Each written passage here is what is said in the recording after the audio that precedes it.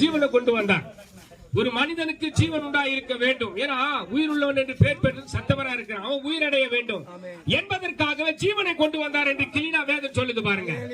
அவர் வரும்பொழுது அவருக்குள் ஜீவன் இருந்ததும் கவனிச்சிங்க.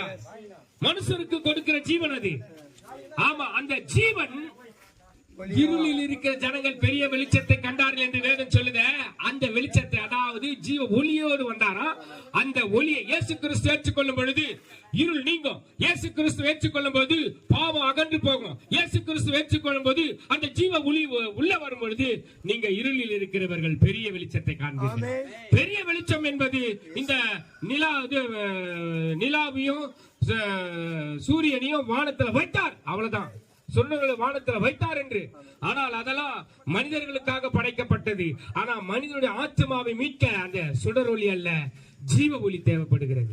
அந்த ஜீவ ஒளியை இயேசு கிறிஸ்து கொண்டு வந்தார். அந்த இயேசு கிறிஸ்து கொண்டு வந்த ஜீவ ஒளியை நீங்கள் ஏற்றுக்கொள்ளும் பொழுது இயேசு கிறிஸ்து ஒளியா உங்களுக்குள்ள வருவார். நிறைய பேர் பார்த்து ஒளியாக வந்தாரா. நல்லா கவனிங்க. அந்த ஒளி அல்ல, அந்த ஒளியை குறித்து சாட்சி கொடுக்க வந்தவனா. இது அணைகிற ஒளி, அது ஜீவ ஒளி. ஜீவ ஒளியை கற்று கொண்டு வந்தார். அந்த ஜீவ ஒளியை உங்களுக்கு கொடுக்கிறார். என் ஆண்டவராக இயேசு கிறிஸ்து விசுவாசிகள் அந்த ஆவியை, அந்த ஒளியை பெற்றுக் கொள்வீர்கள் என்பதே. ஆமென், ஆமென், ஆமென். ஹல்லேலூயா.